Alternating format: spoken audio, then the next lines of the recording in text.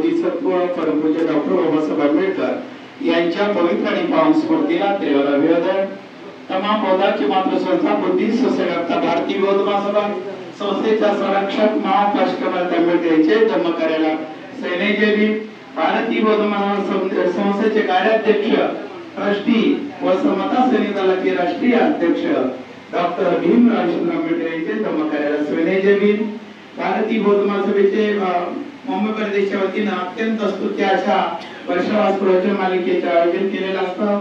या प्रवचन मालिकेचे उपाध्यक्ष विलासजी डोबळेजी, त्याचबरोबर या ठिकाणी उपस्थित असलेले या मुंबई प्रदेशचे समता सैनिक दलाचे संरक्षण विभागाचे उपाध्यक्ष आणि चैत्यभूमीचे व्यवस्थापक प्रदीपजी कांबळे, त्याचबरोबर या ठिकाणी उपस्थित असलेले पूज्य बंदेजी विशुद्धी बोधीजी व त्यांच्या संघाला माझा पंजाब प्रणाम।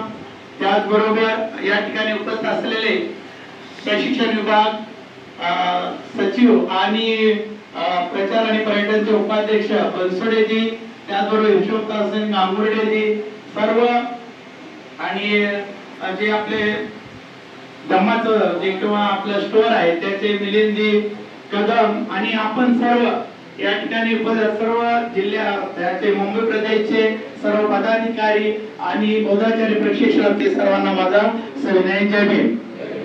समता सैनिक दलाचे ऐतिहासिक कार्य हा विषय आहे। आपण बघत आहात की सध्या वाटचाल कशी चाललेली आहे समाजामध्ये किंवा देशामध्ये, सर्वीकडे अन्याचार होत आहे आणि त्या अन्याचाराला तोड देण्यासाठी किंवा अन्याचार रोखण्यासाठी बाबासाहेब आंबेडकरांनीच म्हणाले आहे की आपल्याला एका बलाढ्य शत्रूशी आपल्याला सामना करावा लागणार आहे। आणि म्हणून समाजामध्ये समता सैनिक दलाचं जे काम आहे ते अत्यंत स्तुत्य आणि चांगल्या प्रकारचं काम आहे। त्यामुळे बाबासाहेब आंबेडकर म्हणल्यासारखं की जो इतिहास विसरतो तो इतिहास घडू शकणार नाही। आणि म्हणून मी थोडंसं पाठीमाग आपल्याला घेऊन जात आहे की बाबा माझे पूर्वज कसे आहेत, एक दोन उदाहरण देतो आणि त्याचबरोबर समता सैनिक दलाची निर्मिती कशी झाली याकडे थोडंसं आपण नजर वळूया आणि त्यानंतर मग समता सैनिक दलाचं ऐतिहासिक कार्य, अशा प्रकारे 3 टप्प्यामध्ये मी आपल्याला या समता सैनिक दलाची शौर्यगाथा सांगणार आहे। प्रथम आपल्याला माहित आहे या देशावर परकीयानं राज्य केलेलं आहे। जवळजवळ जर मला 700-750 वर्ष परकीयानं राज्य केले, इंग्रज असतील, डच असतील, पोर्तुगीज आणि मुसलमान या बादशाह लोकांनी या ठिकाणी काम केलं। आणि त्या काळामध्ये मुसलमान साम्राज्य असेल, मराठा साम्राज्य, पेशवाई, शिवाजी महाराजांचं साम्राज्य असेल, त्या वेळेस आपल्या समाजातील लोकांना चांगल्या प्रकारचे काय होतं मोठेपणाचे किंवा पोस्ट दिल्या होत्या। परंतु काही काळामध्ये त्या पोस्ट आपल्यासाठी काय झाल्या, आपल्यासाठी ते अन्यायकारक बनल्या होत्या। आणि मग आपण पाहूया या देशामध्ये सुलतानाचं राज्य होतं, ब्राह्मणी सुलतान होता आणि त्या सुलतानाच्या काळामध्ये आपले समाज बांधव काम करत होते। आपल्याला नाग हा शब्द असायचा, म्हणजे नागवंशी आहे म्हणून नाग, तुकनाग, सिद्धनाग, मादानाग, अमृतनाग अशा प्रकारचं आपलं एक ओळख असायची। नागवंशी आहे म्हणून नाग हा शब्द असतो। जसं मालोजीनाथ, बाबासाहेब आंबेडकरांच्या आजोबाला पण मालोजीनाथ असे म्हणायचे। आणि म्हणून तशा प्रकारे आपल्याला होता। आणि त्या बहामणी सुलतानाच्या दरबारामध्ये बिदरचा बादशाह बहामणी सुलतानच्या दरबार अमृतनाथ नावाचं आपलं बांधवकाम। आणि त्यावेळेस आपल्याला माहित आहे सिद्धार्थ गौतमाच्या काळामध्ये पण छोटे छोटे संघराज्य होते आणि तशाच प्रकारचं या देशावर ते संघराज्य होते। मग हे लोक काय करायचे, बादशाह आपला प्रदेशातून दुसरा प्रदेश काबीज करायचा आणि आपलं राज्यकारभार वाढवायचा। आणि तशा प्रकारे हा बहामणी सुलतान त्याला वाटलं की मला दुसरा प्रदेश काबीज करायचा, त्यांनी सैनिकाला म्हणजे सूचना दिल्या की आपल्याला पुढचा प्रदेश काबीज करायचा, आपल्याला निघायचं आहे। आणि त्याप्रमाणे ते गेले बाहेर गेले असताना त्यांना कळलं की मग दुसऱ्या परकीयानं त्या बिदरच्या बादशाहच्या याच्यावर काय केलं, आक्रमण केलं, त्याचा पैसा वगैरे आणि त्याच्या बेगमला उचलून घेऊन गेला। जसं त्या सुलतानाला समजलं तेव्हा त्यांनी आपल्या सैन्याला सांगितलं की आपण वापस चला, आपल्या मायदेशी जायचंय। परत वापस आल्यानंतर त्याच्या बेगमला उचलून नेलं होतं, एकदम पिसाटल्यासारखा झाला तो। आणि मग एक कामगिरी कोणावर द्यायची, मग आपला अमृतनाथ नावाचा बांधव त्यांच्या इथे काम करत होता, अमृतनाथाला बोलवलं आणि अमृतनाथ मेरे बेगम को ये लोग उठा के लेके गए हैं, ये कामगिरी मैं आपके ऊपर सौंपता हूँ, आप मेरे बेगम को लाएंगे. आपली माणसं कशी होते, बोले तैसा चाले, चॅलेंज स्वीकारणारे असे होते. 7-7 फूट उंच होते, आपल्यासारखे असे छोटे नव्हते, आहे का नाही. त्यावेळेचा काळ तसा होता. आणि मग त्यांनी ते चॅलेंज स्वीकारलं. पण बेगम पण तरुण होती आणि तो पण तरुण होता. त्याला वाटलं की त्याच्या मनामध्ये पाल चुकचुकली. कारण का आता बघा, आपण कुठेतरी लांबून आला तर गाडी पकडी, आता पालवरून पण ताई आल्या, त्या लांबून लांबून आलेल्या आहेत लोक, गाडी पकडली आपण. तेव्हा तशी व्यवस्था नव्हती ना, एक तर घोड्यावर बसून जायचं, पायी जायचं, असे वाहन. आणि तशा प्रकारे अमृत नागाला वाटलं. अमृत नागाला त्या सुलतानाला सांगितलं, बादशाला, की मुझे एक संदूक दो, पेटी दे, लाकडाची पेटी दो. आणि बघा किती मोठं हृदयावर त्यांनी दगड ठेवला असेल, स्वतःचं लिंग कापलं, त्या पेटीमध्ये टाकलं, त्याला कुलूप लावलं आणि ती पेटी त्या बादशाकडे दिली आणि म्हणला ठीक आहे, सॅल्यूट मारला आणि म्हणला मी जातो कामगिरीवर. 1-2-3 दिवस गेला. एका ठिकाणी परिचयाच्या त्या ठिकाणी त्याला कळलं की यांची बेगम या ठिकाणी आहे. आणि त्यांनी मग वेषांतर केलं, म्हणजे त्यांचा जो पहारेकरी होता त्या पहारेकरांना मारलं, त्याचा वेश परिधान केला, आतमध्ये गेला, त्या बेगम जवळ गेला आणि त्याला सांगितलं मैं अमृतनाथ हूँ, मैं तुम्हें लेने के लिए आया हूँ. आणि म्हणजे घाबरू नको, मी तुला, आणि आपल्याला आज रात्री निघायचं आहे. तिचं पण वेषांतर केलं, त्यांनी कपडे वगैरे दिले आणि ते लोक रात्री त्याच्यातून निघाले. 1-2-3-4 दिवस रात्र बेरात्र करत ते आले आणि तिला राजकारभारामध्ये पेश केलं, दरबारामध्ये पेश केलं. आणि दरबारामध्ये पेश केला तेव्हा तो बादशाह पण खुश झाला. पण 2 दिवसानंतर त्याच्या मनामध्ये पाल चुकचुकली. किंवा सांगणारे भरपूर असतात, आपल्या लोकांनी किती चांगलं काम केलं ना तरी त्या कामावर इज्जत. आता आपल्या व्यवहारात जीवनामध्ये पण बघा, आपल्या एखाद्या मुलाने जर चुरून दाखवले, चांगला मार्काने पास झाला, तरी पण काही ना काही त्याला वाम मार्गाला लावण्याचे काम हे कारस्थान लोक करतात. आणि तशा प्रकारे एवढा मोठा दरबार भरला होता. दरबारामध्ये अमृतनाथाला त्या बादशाहने बोलवलं आणि म्हणाला, अमृतनाथ आपने तो हमारे बेगम को लेके आए तो बहुत अच्छे, मगर मेरे बेगम के साथ कुछ गलत सहयोग, म्हणजे त्याला त्याच्याविषयी शंका निर्माण झाली. तेव्हा तो बोला, अमृतनाथ बोला, छाती तो मुझे मालूम था, इसके लिए मैंने आपको क्या दिया है, संदूक दिया, वो लेके आओ. आणि जेव्हा त्यांनी संदूक आणला, याच्याकडे कुलूप लावलेलं होतं, याच्याकडे चावी होती, आणि त्यांनी ते चावी काढून दाखवलं, लिंग स्वतःच कापून टाकलेलं होतं त्याच्यामध्ये. आणि मग तेव्हा त्या सुलतानानं त्याला आपल्या म्हणजे कवटाळलं त्याला आणि बोलला की बोल अमृतनाथ, तुझे क्या मागताय, काय मागितलं असावं बरं.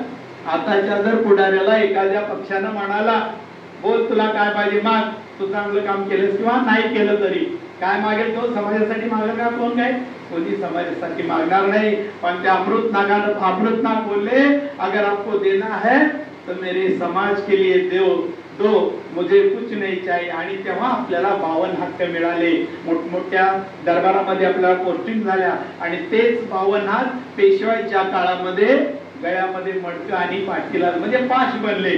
कारण आपली प्रगती होत गेली, ते लोकांना बघवलं नाही त्याची, आणि ते त्यांना बघवलं नाही लोकांना.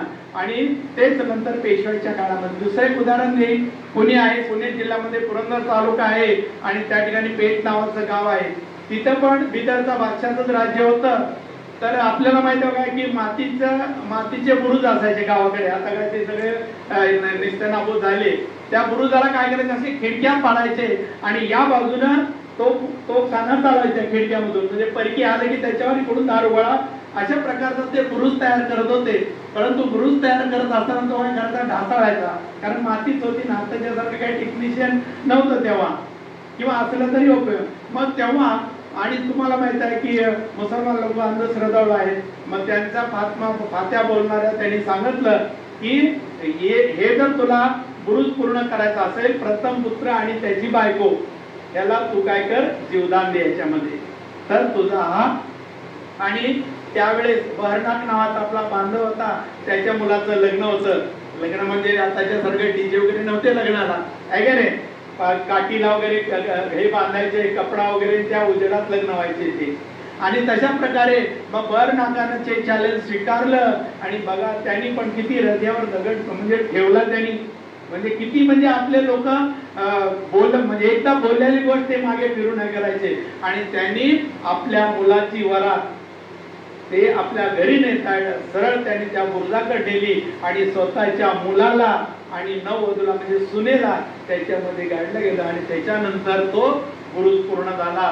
त्याचं नाव नामदेव होतं आणि म्हणून त्या बुरुजाला पण नाम्याचा बुरुज, आता ते पडलेला आहे पण नाम्याचा बुरुज म्हणून तो ओळखला गेला. आणि हे कर्तव्य पाहून किंवा हे त्याचं एवढं शौर्य पाहून त्या लोकांनी सुलतानानं ताम्रपटावर लिहून दिलं की महार समाज जी आहे ते शौर्यवान समाज आहे किंवा शौर्यवान जात आहे. अशा प्रकारचा ताम्रपट त्या पेठ गावामध्ये आहे. 1473 मध्ये 1482 या काळामध्ये बादशाह तिसरा मोहम्मद शाह याच्या काळामध्ये तो आपल्याला पाहिला म्हणजे त्यांनी ठेवलेला आहे. अशा प्रकारे अनेक उदाहरण आपल्याला देता येईल परंतु वेळेचं बंधन असतं त्यामुळे आपण पुढे जाऊया. त्याच्यानंतर बाबासाहेब आंबेडकर आपल्याला मात्र उच्च विभूषित झाले. अनेक उदाहरण आहेत आपल्याकडे परंतु बाबासाहेब आंबेडकर उच्च विभूषित झाले आणि आपल्याला माहिती आहे की त्यांच्या शिक्षणासाठी बडोद्याच्या साहेबराव गायकवाड यांनी स्कॉलरशिप दिली होती आणि जेव्हा ते स्कॉलरशिप दिली तेव्हा त्यांच्यामध्ये करार झाला होता की जर तुम्ही उच्च शिक्षण संपादन केलं भीमराव तर तुम्हाला माझ्या संस्थानामध्ये काम करावं लागेल. बाबासाहेब आंबेडकर उच्च शिक्षण संपादन केलं आणि आले मायदेशी आल्यानंतर त्यांना आठवलं की आपण गायकवाडना बोल दिलेला आहे. ते गेले आणि त्या ठिकाणी जर व्यवस्था बघितली समाजाची व्यवस्था किंवा स्पृश्य म्हणून त्यांना गल्ल्या जायचं, त्यांचं फाईल चपराशी असा फाईल फेकून द्यायचा आणि हे बाबासाहेब आंबेडकरांचं मन कणवाळून जायचं की हे असं काय होतं, मी एवढा उच्च शिकलेला माणूस आहे माझ्यासाठी तर असं वागून काय, तर समाजामध्ये खेडोपाड्यामध्ये माझे दलित बांधव राहतात भगिनी राहतात त्यांचा हाल काय होत असेल. आणि म्हणून बाबासाहेब आंबेडकरांनी ती नोकरी सोडली, मुंबईला आले आणि मग ज्या मुंबईमध्ये आपले समाज ज्या ठिकाणी राहत होता त्या ठिकाणी जाऊन आपल्या समाजाच्या लोकांमध्ये स्वाभिमानाची ज्योत पाजळण्याचा प्रयत्न केला. स्वाभिमान शिकवला. मग त्यांनी सांगितलं मेलेल्या जनावरांचं मांस खायचं नाही, जनावर ओढायचे नाही, मैताचा सांगावा तुम्ही इकडे तिकडे नेऊन द्यायचं नाही, अशा प्रकारचे सांगितलं. आणि जेव्हा हे सांगून आले तेव्हा मग त्यांच्या पोटामध्ये पोटसूळ उठलं आणि मग त्यांनी बाबासाहेब आंबेडकरला धमक्याचे पत्र दिले. बाबासाहेब आंबेडकरांना रक्ताने लिहिलेले पत्र, असंच एक पत्र म्हातारामाई राजगृहात राहत असताना पत्र आलं. रक्ताने लिहिलं. म्हातारामाई ढसा रडल्या. साहेबांचं काहीतरी बरं बुरं आहे होईल. जसे साहेब संध्याकाळी बाबासाहेब घरात आले, गेल्या उठल्या आणि पत्र दाखवलं, साहेब रक्ताने लिहिलेलं पत्र आलं, तुमच्या जीवाला धोकाच नाही. किती मोठा विश्वास समाजावर होता बाबासाहेब आंबेडकरांचा. बाबासाहेब म्हणले रामू वेडी आहेस, रामू म्हणायचे ना, वेडी आहेस का, एवढा समाज माझ्या पाठीशी आहे, माझ्या केसालाही धक्का लागू शकत नाही. एवढा मोठा विश्वास बाबासाहेब आंबेडकरांनी केला. आणि मग आपल्याला माहिती 1927 दिवस हे क्रांतीची सुरुवात होती. बाबासाहेब आंबेडकर पाण्याला आग लावायला निघणार होते है ना, म्हणजे महाड या ठिकाणी 14 तळ्याचं पाण्याला स्पर्श करणार होता पाण्याला. आणि मग तेव्हा 1927 ला क्रांतीची सुरुवात होणार होती. आणि मग आपल्याला माहित आहे की कोकण प्रदेशामध्ये ज्या जो मिलिटरीमध्ये होते आणि निवृत्त झालेल्या लोकांनी काय ठरवलं, बाबासाहेब आंबेडकर ज्या ठिकाणी जातात त्या त्यांचं आपण काय करायचं, संरक्षण करायचं. आणि त्याप्रमाणे 3 मार्च 1927 ला भीम सेवक नावाची संघटना भीम सेवक दल नावाची संघटना स्थापन केली त्यांनी. बोधाचार्यांनी लिहून कदाचित प्रश्न याच्यावर येऊ शकतो. भीम सेवक दल नावाची काही संघटना स्थापन केली आणि मग ज्या ठिकाणी बाबासाहेब आंबेडकर जायचे त्या ठिकाणी 15 लोक अगोदर होते, फक्त 15 निवृत्त सैनिक 15 होते आणि ते बाबासाहेब आंबेडकरांचे आले. आणि तसेच मग आपल्याला माहित आहे 20 मार्च 1927 ला 19 आणि 20 तारखेला महाड या ठिकाणी बाबासाहेब आंबेडकरांनी आपल्या सर्व समाज बांधवाला बोलवलं होतं. कारण 20 ला आपण पाण्याला स्पर्श करायचा, 19 ला आपण ठरवायचं कशा प्रकारे जायचं, कोण मारहाण करेल का आपल्याला. आणि अशा प्रकारे 19 तारखेला सभा झाली आणि 20 तारखेला आपण जायचं. आणि मग त्यावेळेस 19 तारखेला संध्याकाळी 15 लोक गेले त्या ठिकाणी आणि बाबासाहेबांना म्हणाले की आम्ही भीम सेवक दलाची स्थापन केली. तेव्हा बाबासाहेब आंबेडकर म्हणाले की मुझे नाम के वास्ते सैनिक नहीं चाहिए, मुझे काम के वास्ते सैनिक चाहिए. आणि 12 नंतर तो वेळ होता आणि म्हणून बाबासाहेब आंबेडकरांनी भीम सेवक दलाचं नामांतर केलं इक्वालिटी आर्मी फोर्स, म्हणजे समता सैनिक दल. प्रश्न येईल, समता सैनिक दलाची निर्मिती कधी झाली? तर 20 मार्च 1927 ला समता सैनिक दलाची निर्मिती झाली. पदचाऱ्याने लिहून घ्या पाहिजे तर हा प्रश्न येऊ शकतो. समता सैनिक दलाची निर्मिती 20 मार्च 1927 ला झाली. बस एवढंच लक्षात ठेवा. आणि मग तेव्हापासून 1927 पासून मग समता सैनिक दलाच्या ह्याच्यामध्ये मग भरती करून त्याच्या ह्याच्या सगळे काम करू लागले. मग बाबा जसं आपण संकल्प केला बोधायचं नाही मला बोधाचार्य बनायचंय, लांबून लांबून आला, ते संकल्पच आहे ना तुमचा. मग तसं बाबासाहेब आंबेडकरांनी पण उद्देश दिले, मी समता सैनिक दल स्थापन केलं. त्याचा काय उद्देश आहे? मग त्यांनी सांगितलं 1 नंबरला वंश धर्म लिंग भेद जात, वंश धर्म लिंग भेद जात यावर आधारलेली विषमता मला नष्ट करायची आहे. स्वातंत्र्य समता बंधुता व न्याय या 4 सूत्रावर आधारलेली नवीन समाजाची मला निर्मिती करायची आहे.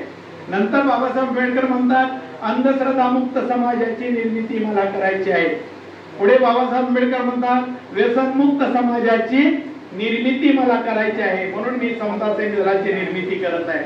त्याच्यानंतर म्हणतात वेळेमध्ये टाइम इज मनी आहे ना, वेळेला महत्व देणारी माझी संघटना पाहिजे, म्हणून मी समता सैनिक दलाची निर्मिती करत आहे. आणि नंतर बाबासाहेब आंबेडकर म्हणतात आंबेडकर परिवाराचे रक्षण करणे म्हणजे ह्याच्यासाठी मी समता सैनिक दलाची दी. आता बघा आपण समता सैनिक दलामध्ये पाहतो वंश वर्ण जात भेद काही नाही. मी जरी आज पुरुष म्हणून असिस्टंट टॉप ऑफिसर असेल तरी आपल्या माता भगिनी सुद्धा या लेवलवर आहे ना. जसं बुद्धाच्या काळामध्ये महिलांना मान सन्मान होता तसा सन्मान भारतीय बौद्ध महासभेमध्ये सुद्धा महिलांना आहे. आणि म्हणून कुठल्याही वंश ही या वंशाची देश असं काही नाही.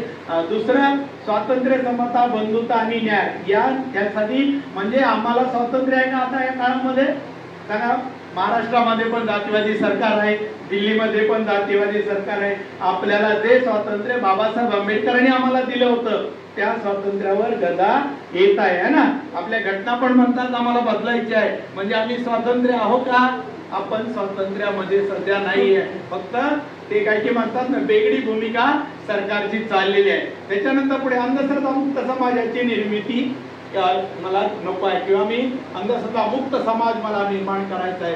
आता काल परवा आपण बघता काल परवा जो मोठा हे गेला म्हणजे आपला जरी नसला तरी पण बहुतांशी आपलेच मुलं किंवा आपलेच काही बांधव ते म्हणजे सत्य विसरतात, असत्याला स्वीकारतात. मला सांगा कोण त्याचं बघितलं? पण बाबासाहेब आंबेडकरांचं तथागत भगवान बुद्धांचं आहे ना, वंशज आहेत ना, नाव आहे गाव आहे त्यांचं, राहतात होते कुठं कुठं राज्यकारभार केला. बाबासाहेब आंबेडकरांचं गाव कुठं, त्यांनी काय काय मजूर मंत्री वगैरे म्हणजे सत्यता आहे.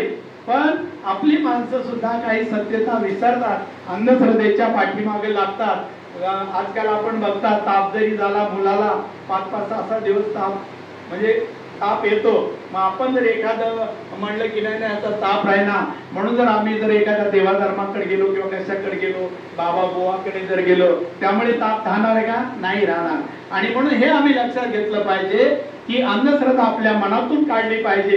किंवा बाबासाहेब म्हणतो माझा सैनिक आहे, ड्रेस घातलेला आहे आणि तो एखाद्या जर दगडाच्या देवाकडे जर गेला ते जर बघितलं तर त्याच्या एकट्याचा अपमान नसून संपूर्ण समता सैनिक दलाचा अपमान आहे. आणि म्हणून बाबासाहेब अंधश्रद्धा मुक्त समाजाची निर्मिती करायची आहे मला, म्हणून मी समता सैनिक दलाची निर्मिती केली आहे.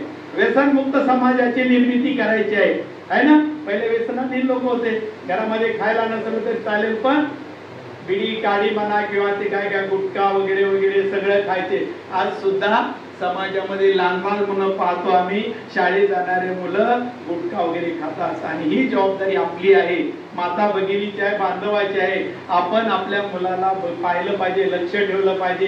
5 वाजता जर शाळा सुटली 5:30 ला जर तो घरी नाही आला तर आपण त्याच्यावर चेक ठेवला पाहिजे की बाळा काय झालं. कदाचित असू शकतो जादापर्यंत, पण विचारायचं. जेव्हा तुम्ही विचारणार तेव्हा त्याला वाटेल नाही माझ्या आई वडिलांचं माझ्याकडे लक्ष आहे म्हणून तो अवांतर इकडं तिकडं फिरणार नाही, मुलगी असो मुलगा असो. मग हे आपलं काम आहे आणि ते जर आपण केलं तर व्यसनाधीनता कमी होईल. आपल्याला माहिती आपल्या समाजामध्ये ज्यात लोक व्यसनाधीनता आहेत आणि म्हणून या समता सैनिक दलाकडे आणण्याचा तोच उद्देश आहे. या ठिकाणी आम्ही शिकवतो त्यांना व्यसनाधीनता कमी झाली पाहिजे. लाठीकाठीचं प्रशिक्षण आहे, लाठीकाठीचं आहे, जुडो कराटेचं प्रशिक्षण आहे.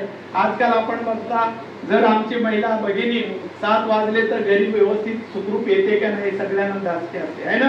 रेल्वे बंद पडते, पाऊस येतो, काय अनेक कारण आहेत त्याचे, आहे का नाही. आणि मग त्यासाठी महिलांना पण सक्षम महिला झाली पाहिजे आपण, आणि म्हणून त्यासाठी लाठी काठी जोडो करायचं आपण प्रशिक्षण देतो.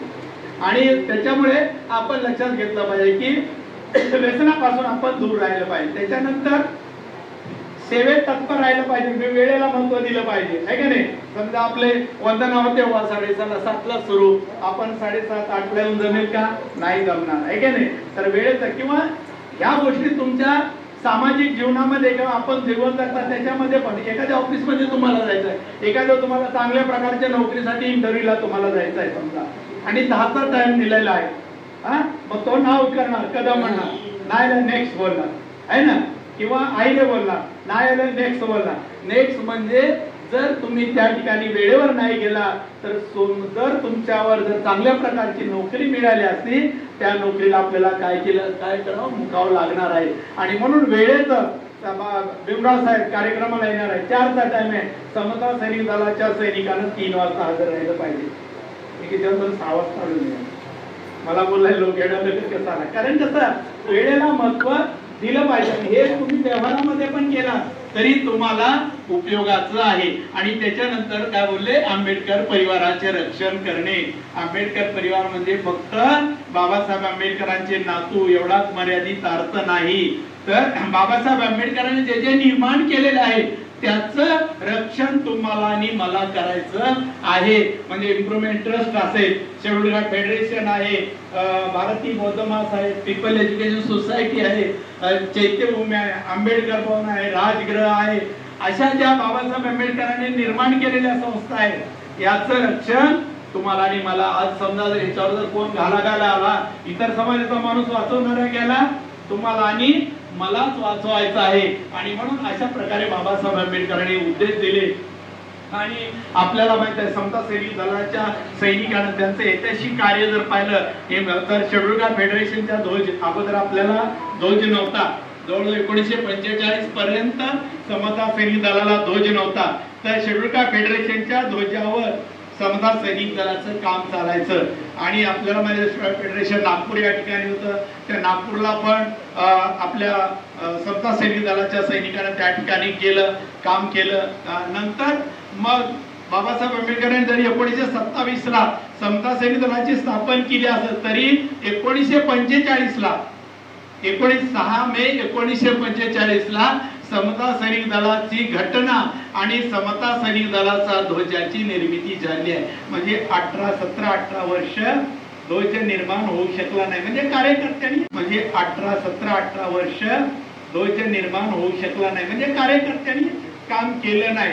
तर आपल्याला माहित आहे की ज्या वेळेस सुद्धा धार्मिक कार्यक्रम व्हायचे भारतीय बौद्ध महासभेच्या माध्यमातून, त्या वेळेस समता सैनिक दल आपलं त्या ठिकाणी उपस्थित राहायचं.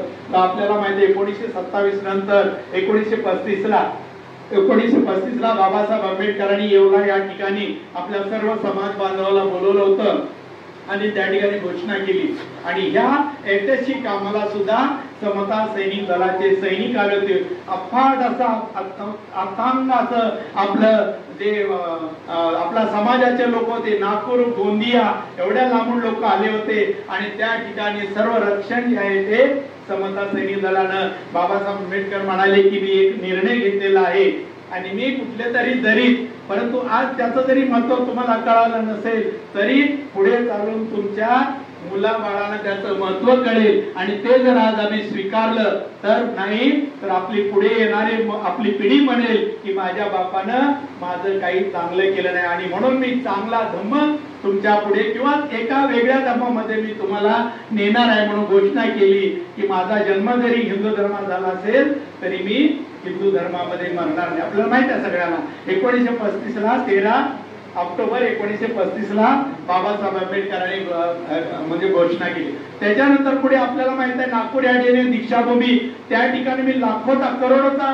जवळ 7 ते 8 ते 10 लाख लोक आले होते. आणि त्या लोकांचं सुद्धा नियंत्रण करण्याचं काम पुढे केलं समता सैनिक दलाच्या आपल्या समाज बांधवांना केलेला आहे. एवढा मोठा लोक सांगतात तेव्हा तर आम्ही लहान होतो म्हणा, नाही नव्हतोच मी, 1956ला लोक सांगतात की दुकानामध्ये पांढरा कपडा मिळाला नाही, म्हणजे एवढं सगळे दुकानातले पांढरे कपडे काय केले होते लोकांनी विकत घेतले होते. आणि त्या ठिकाणी सुद्धा जरी 7-8 लाख नोंद जरी झाले असेल तर मला वाटतं 10 लाखाच्या वर आजूबाजूला लोक असतील त्या कार्यक्रमाला. आणि त्या कार्यक्रमाचं संरक्षण करण्याचं काम पुढे केलेलं आहे आपल्या समता सैनिक दलानं केलेलं आहे. आणि आपल्याला माहिती आहे म्हणजे आपल्या समता ऐतिहासिक कार्य एवढं मोठं आहे की विचारू नका. पूर्वजांचं जी आपण जसं मिलिटरीचं सांगितलं तसं या समता सैनिक दलाचं पण काम आहे. आपल्याला माहिती आहे दुसरं 2018ला 200 वर्ष पूर्ण होणार होते आहे ना, झालेले होते. आणि आम्ही त्या ठिकाणी उपस्थितच होतो. आणि भीमा कोरेगाव या ठिकाणी कसा प्रकार घडला आहे ना. 31 तारीखला आम्ही म्हणतो सगळं बंद आहे, काय गडबड आहे, परंतु आमच्या जाबाज सैनिकांना 1 तारीखला त्या दगडाला एक घाबरले नाही किंवा कुठल्या ह्याला घाबरले नाही, स्पोर्टला पण घाबरले नाही आणि निर्भयपणे आपल्या समाज बांधवाला वाचवलं, आपल्या गाड्या वाचवल्या. आपण सगळे आहे त्याच्या आतमध्ये म्हणजे तुम्ही स्वतः बघितलेलं आहे. त्या ठिकाणी आम्ही सुद्धा त्या ठिकाणी आम्हाला जेव्हा कळालं मला वाटतं 11:30-12ची वेळ असेल आणि म्हातारा आपल्या मीराज आंबेडकर त्या भीमराव साहेब पण होते आणि त्यांना गाडीतून घालून त्या नाक्यापर्यंत समता सैनिक दल मागे पुढे त्या गाडीचं संरक्षण करत आम्ही त्यांना पुढे केलं. नंतर मग समाज आहे आपल्या खूप गाड्या वगैरे जाळ्या, दगडफेक झाली आपल्याला म्हणजे. आणि परंतु याचा धीरपणे देऊन सगळ्यांना धीरताईनं त्या आपल्या समता सैनिक दलाच्या सैनिकांना आपल्या समाज बांधवाला काय केलेलं आहे वाचवलेलं आहे. आणि म्हणजे सांगायचं तात्पर्य एवढंच आहे की आपण समाजाचा गाडा जर आम्हाला चालवायचा असेल, समाजाला जर सुरक्षित ठेवायचं असेल तर आम्हाला समता सैनिक दलामध्ये भरती व्हावं लागेल. आणि म्हणून आपल्या घरचे असतील, मुलं असतील, मुली असतील, सुना असतील, घरची मंडळी असेल तर यांना प्रशिक्षण घ्यायला काय हरकत आहे. तुम्हाला एक दिवस ड्रेस अंगावर चढवा बघा, तुम्हाला 25 वर्षाचा जवान असल्याचं म्हातारा नाही सैनिक जेव्हा काय म्हणतात सैनिकाला जवान म्हणतात का नाही, म्हणजे मग 70 वर्षाचा असू दे नाहीतर 75 वर्षाचा असू दे आहे ना, सैनिक म्हणतात का, म्हातारा म्हणतात त्याला सैनिक म्हणतात आहे का नाही. आणि म्हणून आपण सुद्धा आपल्या घरच्यांना सैनिकामध्ये भरती करा. कारण का आता आपल्याला माझे वडील म्हणायचे राहतो वयाचे आई बाबा सांभाळून वागत जावे लहानपणी सांगायचे असेल, परंतु आता दिवस पण आपल्यासाठी विरोधकाचा किंवा वैऱ्याचा आहे. माझ्या बाजूला बसणारे वानखेडे तुम्ही नाही, माझ्या बाजूला बसणारे हा आपला आहे का कुणाचा आहे हे आपल्याला लक्षात ठेवण्याची वेळ आलेली आहे. आणि या जातीवादी सरकारनं वेगवेगळे बंदेजी निर्माण केलेले आहे की जे 3 टाइम भोजन करतात, व्यसन करतात. काल परवा 15 दिवसापूर्वी आंबेडकर भवनला घटना झाली. एक बंदेजींना भीमराव साहेबांकडे आले आणि मग त्यांना सांगितलं एक 2-1 महिने त्यांचं बघितलं पण चरित्र त्यांचं पांडुपला राहतात, ते चारित्र्य काय बरोबर नव्हतं. आणि एक दिवशी आपल्या दुसरे बंदे त्या ठिकाणी गेलो, त्यांनी त्याला रेड हँड पकडलं की ते प्यालेले होते. त्यांना काय संदेश देणार समाजाला. आणि त्या महिला ज्या बाजूला राहणाऱ्या होत्या विहाराच्या एकदम खालच्या दर्जाचे त्यांना बोलत होत्या, म्हणजे ऐकून घ्या की त्यांचं काय पात्रता. मग हे लोक काय केलेले आहेत तर हे सरकारनं म्हणजे आपल्या समाजाच्या विरोधात त्यांना पेटवण्याचा प्रयत्न केलेला आहे. आणि म्हणून आपल्याला हे बघायचं आहे. त्यांना एकच विचारायचं तुमची उपसंपदा कधी झाली किंवा पुढे त्यांना त्याचा अर्थ कळणार नाही, समजून जायचं हा आपला बंदेजी नाही. आता आपण जे पित्तवस्त्र आहे म्हणून त्यांना आपण सहकार्य करतो किंवा आपल्याला वाटते बुद्धपुत्र आहेत म्हणून, परंतु जास्त त्यांच्या आणि ते 3 टाइम जेवण तेच बाहेर जाऊन काय सांगतात बघा हे बंदेजी 3 टाइम जेवतात, बौद्ध धर्माचं विडंबन करतात. म्हणजे या धर्माला कुठंतरी शय देण्याचं काम करणं चालू आहे. आणि म्हणून आपण जागे राहिलं पाहिजे है ना. वामन दादा म्हणतात ना जाग असावं अरे भीमाचं पिल्लू जाग असावं आहे का नाही. तर त्याप्रमाणे मला जाग राहिलं पाहिजे आहे का नाही समाजाची सेवा करण्यासाठी. आणि त्यासाठी आपल्याला माहित आहे भीमराव साहेब आंबेडकर 2022ला त्यांनी आदेश दिला आम्हाला की 1 लाख मला सैनिक पाहिजे. आणि 2 दिवसाचं शिबिर असताना त्यांनी 1 दिवसाचं शिबिर केलं. आणि त्याप्रमाणे बराच काही त्यामध्ये प्रतिसाद मिळालेला आहे. आज जवळजवळ आम्ही 44,000 आजचा नंबर जर बघितला तर 44,000चा नंबर आमच्याकडे आहे आता. म्हणजे जरी 1 लाख नाही झाले तरी मला असं म्हणजे वाटतं की 80-90 लाखापर्यंत, हजारापर्यंत आम्ही जाऊ. कारण मीनात आंबेडकर पण ताईनं पण आम्हाला संदेश दिला होता, घर तिथं सैनिक असला पाहिजे, गाव तिथं बोर्ड असला पाहिजे, भारतीय बौद्ध महासभेचा गाव तिथं बौद्धाचार्य असला पाहिजे, अशा प्रकारचा संदेश दिलाच होता. आणि त्याप्रमाणे भीमराव साहेब 2022ला 14 पासून आले आणि वेगळं वातावरण निर्माण झालं आणि 22ला त्यांनी आदेश दिला. 22ला मला वाटतं 16,000 काहीतरी आमचा नंबर होता. तर आज आम्ही 44,000 म्हणजे 3 वर्षामध्ये जवळजवळ दुप्पटच्या वर संख्या झालेली आहे. आणि त्यासाठी आपल्याला सर्वांना जागृत राहून आपल्या जवळच्या नातेवाईकाला म्हणा किंवा आपल्या आजूबाजूला लोकांना समता सैनिक दलामध्ये भरती करा. या ठिकाणी चैत्यभूमीला प्रत्येक रविवारी सैनिक शिबिर असतं, उजळणी शिबिर असतं आणि म्हणून आपण सुद्धा त्या ठिकाणी आलं पाहिजे आणि काम केलं पाहिजे. त्याच्यानंतर आपल्याला माहित आहे की आमचं सैनिक आहे, फोर्स आहे आमची समता सैनिक दलात, पण तिला झेंडा पाहिजे आहे ना. संचलन म्हणलं की झेंडा आला, संचलन करायचं म्हणलं की झेंडा पाहिजे. आणि मग 6 मेला बाबासाहेब आंबेडकरांनी 4 फूट रुंद आपला लांब आणि रुंद 2.5 फूट 4 बाय 2.5चा झेंडा, निळ्या रंगाचा झेंडा, त्याच्यामध्ये 16 आऱ्या आहेत आणि SSD लिहिलेलं आहे म्हणजे समता सैनिक दल लिहिलेलं आहे. आणि डाव्या बाजूच्या कोपऱ्यामध्ये BSI म्हणजे बुद्धिस्ट सोसायटी ऑफ इंडिया अशा प्रकारचं त्या ठिकाणी लिहिलेलं आहे. आणि म्हणून आपल्याला काम करत असताना सुद्धा आपल्याला त्या झेंड्याचं पण महत्व आपल्याला कळालं पाहिजे. आपल्याला माहिती आहे बरं, राष्ट्रध्वजावर किती आहेत आऱ्या, रेषा किती आहेत, 24. आणि पक्षाच्या बाबासाहेब आंबेडकरांच्या पक्षाच्या जे रिपब्लिकन पक्ष होता त्याच्यावर किती आऱ्या आहेत, मोजल्या का कोणी नाही मोजल्या. बाबासाहेब आंबेडकरांनी देशाला महत्व दिलं आहे. बाबासाहेब काय म्हणाले, देश सगळ्यात मोठा आहे, मी मोठा नाही, म्हणून बोलतात ना आय एम फर्स्ट इंडियन आहे, लास्ट इंडियन आहे ना. आणि त्यांच्या पक्षाच्या ध्वजावर 22 आऱ्या आहेत, 24 आऱ्या नाही, 22 आऱ्या आहेत. आता काय लोक राष्ट्रध्वजाचं चिन्ह टाकतात तो बघा. आपल्या समता सैनिक दलाच्या याच्यावर किती आहे, 16 आऱ्या आहेत. मोजून बघायचं, हे जे आहे ना आपला फुल त्याच्यावर 16 आऱ्या आहेत. आर्य असताना एक मार्ग आहे ना, 8 कड्या याच्या आणि 8 कड्या उन्नतीच्या आणि रासाच्या. आपल्या समता सैनिक दलाच्या ध्वजावर किती येतात, 16 कड्या, 16 अशा रेषा आहेत. हे म्हणजे माहित पाहिजे, जनरल नॉलेजच्या मधून आपल्याला माहित पाहिजे. आणि मग बाबासाहेब आंबेडकरांनी आपल्याला माहित आहे, आपल्याला माहित आहे आंबेडकर भवन पाडलं आहे ना, पुन्हा पाडलं, त्याला आपला म्हणायची काय गरज नाही, पण ज्यांनी पाडलं त्याला हा देश सोडून जावं लागलं. बाबासाहेब आंबेडकरांनी स्वतःचे मुलं म्हणजे बघितले नाहीत आणि रक्ताचं पाणी करून एवढी प्रॉपर्टी जमा केली होती. आणि तीच प्रॉपर्टी एका गायकवाड नावाच्या माणसानं रात्री तोडली. त्याला म्हणायचं असं, हिंमत असती तुझी, दिवसा तोडला असता तर तुला पण आम्ही दाखवलं असतं समता सैनिक किंवा आमचा समाज कसा आहे तो. आणि मग त्याच्या निषेधार्थ आपण मोर्चा काढला होता. दादर ते भायखेडाच्या पुढे पार विटी पर्यंत भिजत असताना माता भगिनी आणि बांधव आमचे आले होते. आणि त्याचं संपूर्ण कंट्रोलचं काम समता सैनिक. एका मातेला विचारलं मी, अहो ताई कुठून आला, तर तेवढे मी चंद्रपूर आले. लहान एवढंसं बाळ आहे, भिजत आहे, पाऊस पूर्ण होता, आपण सगळे असं त्याचे म्हणजे साक्षीदार, पूर्ण भिजत होती बाई. म्हणजे कशाला लहान बाळाला घेऊन आल्या, काय झालं म्हणलं, होऊ दे झालं तर आज माझ्या बाबाचं म्हणजे किती प्रेम. बाबासाहेब शिक्षण, आम्ही गद्दार झालो आहे ना. म्हणून बाबासाहेब आंबेडकरांच्या विचाराची प्रतारणा करू नका. बाबासाहेब आंबेडकरांनी खूप मोठ्या कष्टाने उभं केलेलं आहे. वैचारिक मतभेद असू शकतात, कदम तर माझं समजा वैयक्तिक मतभेद, माझा विचार पटत नसतील, पण बाबासाहेब आंबेडकरांचे विचार कसे पटणार नाही. त्यांच्या विचाराशी तरी तुम्हाला एकनिष्ठ राहिलं पाहिजे ना.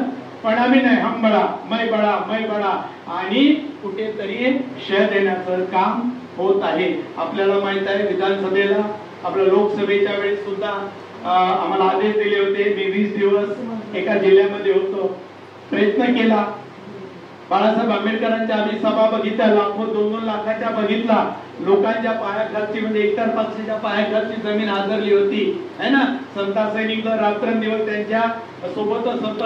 आणि मग काय झालं, लोकसभेला नाही झालं, विधानसभा गेली, विधानसभेला पण आम्ही पाहिलं, विधानसभेला पण गेलेलं आहे. मग काय केलं आम्ही, बुद्धाला आणि बाबासाहेबाला 500 रुपयासाठी आणि 1000 रुपयासाठी मी विकलं. म्हणजे मी पण त्याच्यात आहे असं सुद्धा आम्ही तुमच्याकडे बोलतो. आपण तुम्ही आणि आम्ही काय केलं, 500 रुपये घेतले, 1000 रुपये घेतले आणि बाबासाहेब आणि बुद्धांना विकलं आपण. सांगा 500 रुपये 5 वर्ष एका दिवसाला किती येते, 15 ते 20 पैसे तुमच्या किंमत केलेली आहे. किती दिवस तुम्ही खाणारे पैसे. आणि म्हणून असं करायला नाही पाहिजे. बाबासाहेब आंबेडकरांच्या विचाराची ठीक आहे ना, आम्ही समजा अध्यक्ष कोणी आमचा असेल त्याचं तुम्हाला पटत नसेल, ठीक आहे, त्याची तक्रार करा, दुसरा अध्यक्ष बघू शकतो, परंतु बाबासाहेब आंबेडकरांच्या विचाराची आपण गद्दारी करून चालणार नाही. आणि आता तर आम्हाला समजा सैनिक दलाला आदेश दिलेला आहे, जर मी जरी असलो तरी, मी जर इतर पक्षाच्या राजकारणामध्ये जर असेल तर माझा सुद्धा सैनिकानं माझा सुद्धा तक्रार करू शकतात. तुमचं नाव सांगितलं जाणार नाही, परंतु त्या माणसाला आपल्याला धडा शिकवावा लागेल. आम्ही घाटकोटमध्ये एक बार केली, ज्या माणसानं झेंडा घेऊन दुसऱ्या माणसाचा प्रचार करत होता त्याला नामनिशाण केलं, येत नाही, त्याच्या अगोदरच त्यानं केलं आपल्या समता सैनिक दलामध्ये बंद केलेलं आहे. आणि म्हणून हे आम्हाला कुठेतरी असे पाऊल समता सैनिक दलाच्या यांनी केलं पाहिजे. बरं, दुसरं बुजगवण्यासारखं नाही काम, आता फक्त कपडे घालूनच उभं राहिल्याचं नाही काम, लाठीकाठीचं स्वतःचं संरक्षण करायचं आहे आणि त्याच्यानंतर समाजाचं संरक्षण करायचं. स्वतःचं जर संरक्षण तुम्ही नाही करणार तर समाजाचं काय करणार.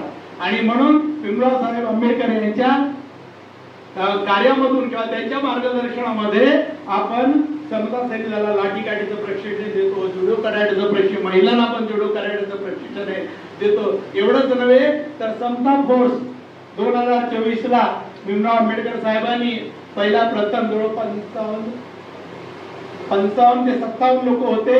मागच्या वर्षी सप्टेंबर महिन्यामध्ये पुरुषांचं समता फोर्स वेगळं ट्रेनिंग त्यांना दिलं, जसं मिलिटरीमध्ये देतात ना ऑप्टिकल वगैरे करायचं. आम्ही सांगलीला गेलो होतो, सांगलीला त्यांना दिलं आणि या कालच्या 1 तारखेपासून 7 तारखेपर्यंत महिला बोलले आम्ही तर काय कमी, आम्हाला पण समता फोर्स मध्ये केलं पाहिजे. आणि या 1 तारखे ते 7 तारीख सप्टेंबरला जवळजवळ 30 लोक होते आणि 30 लोकांना समता फोर्स ट्रेनिंग आम्ही देऊन आले. म्हणजे परिवर्तन समता सैनिक दलामध्ये पण होत आहे. आणि म्हणून स्वतःचं रक्षण आणि नंतर समाजाचं रक्षण याच्यासाठी तुम्हाला समता सैनिक दलामध्ये यायला पाहिजे. आणि समाज बाबासाहेब एवढं मोठं तर नाही, परंतु आपण त्यांच्या पायाची धूळ आहोत, थोडस तरी आपल्याला घडेल एवढं आपण काम करूया, है की नाही. आणि जर आपण केलं, जर आपण समाज संघटना आणि पद आहे उद्या नाही, आज जरी मी हेडक्वार्टर सचिव असेल, उद्या हे पण येऊ शकतात, वानकडे साहेब पण येऊ शकतात,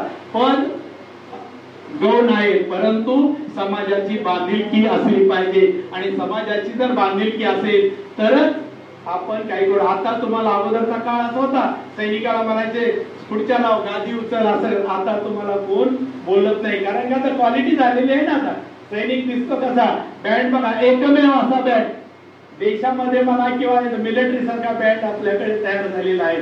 15 ऑगस्टला जर कोण असं तर त्यांनी पाहिलं असेल, जसं राष्ट्रपतीच्या मागे उभे राहतात ना, अशा प्रकारचा ड्रेस म्हणजे ऐतिहासिक कार्यामध्ये. दुसरं तुम्हाला मागचं एक सांगायचं राहून गेलं, 2018 मध्ये ओखी वादळ आलं होतं, समुद्र एकदम खवळलेला होता.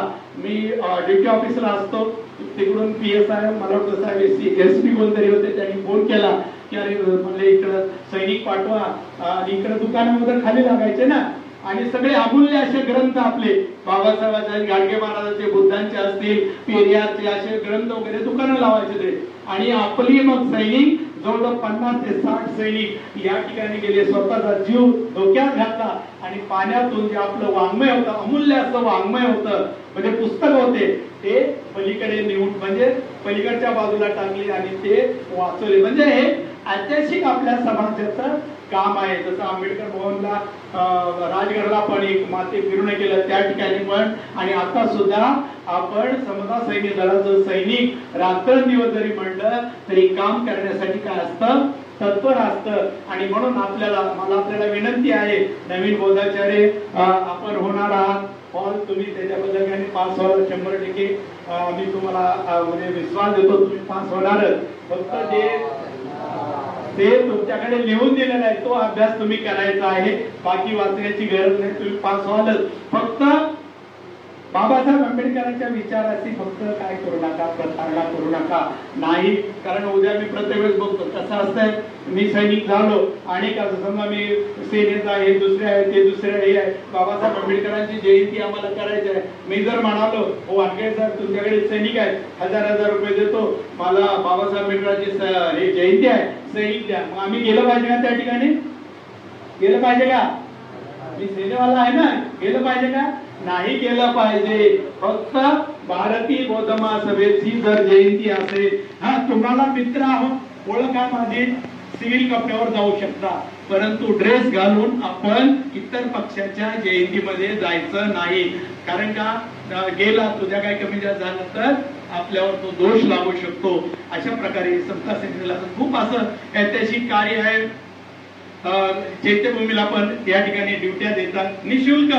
जगामध्ये मला सांगा ना, लोक पैसे घेऊन ड्युट्या करतात, परंतु आमचे सैनिक आहेत ते बिगर पैशाच्या ड्युट्या, म्हणजे आपले सगळ्यांचे सैनिक आहेत, पैसे न घेता स्वतःच नफा आणणे, स्वतःच हे करणे. आणि म्हणून आपल्याला विनंती असेल, राजकारण सांगत नाही, परंतु का रात्र वैराचे म्हणतात ना, तसं आता येणारी महानगरपालिकेची निवडणूक आहे. आणि म्हणून जे घटनेला लोक हे करतात ना, तुमची घटना बरोबर नाही, तुमची गोधडी आहे, तुमचा झेंडा आम्हाला राष्ट्रध्वज मालूम नाही, आपल्याला मान्य नाही, 3 रंग आहेत, अशुभ वगैरे असं जे लोक बोलतात, त्यांना आपल्याला धडा शिकवण्याची वेळ आली. कमीत कमी माझा माणूस तरी पाहिजे ना तिथं.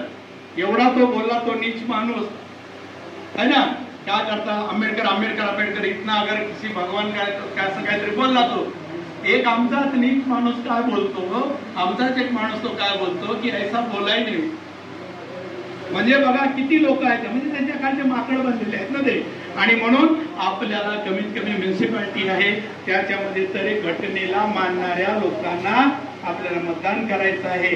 आणि म्हणून आपण सतर्क करायचं आहे, आंबेडकर परिवाराचे एकनिष्ठ राहायचे. पैसा आज आहे, उद्या येणार आहे, उद्या जाणार आहे पैसा, आणि पैशाला बळी पडून आपण म्हणजे घटनेच्या विरोधात मतदान द्यायचं नाही. आपण अशा प्रकारे आपल्या सगळ्यांना, आपल्या घरातील लोकांना सैनिक बनवा, जे झाले नसतील ते सैनिक म्हणजे अशा प्रकारची आशा व्यक्त करतो. एक छोटस 2 ओळीचं गीत आहे, ते मी आपल्या बोलत आहे.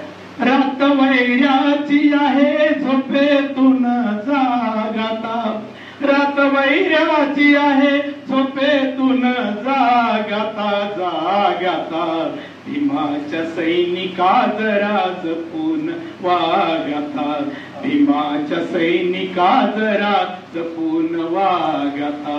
नव्या नव्या रूपाने पेशवाई खेळते रे, नव्या नव्या रूपाने पेशवाई खेळते रे. अब्रू लुटते कुठे वस्ती आमची जळते रे, अब्रू लुटते कुठे वस्ती आमची जळते रे. ठेचून टाक त्या विषारी त्या नागाता, ठेचून टाक त्या विषारी त्या नागाता नागाता. भीमाच्या सैनिका जरा जपून वागाता, भीमाच्या सैनिका जरा जपून वागाता. पुन्हा एकदा आपल्या सर्वांना बुद्ध धम्म आणि संघ या त्रिरत्न आपल्या सर्व विषय खूप मोठा आहे. नंतर कधी योग मिळाला सांगेल, कारण का आपल्या नियमाप्रमाणे प्रोटोकॉल प्रमाणे आपल्याला करायचं आहे. पुन्हा एकदा आपल्या सर्वांना बुद्ध धम्म आणि संघ या त्रिरत्न आपल्या सर्वांचं जयमंगल हो अशा प्रकारची सदिच्छा व्यक्त करतो. आणि बौद्धाचार्य आपण सर्व यशस्वी व्हाल अशा प्रकारची सद्भावना व्यक्त करतो. या ठिकाणी पाहतो. नमो बुद्धाय, जय भीम.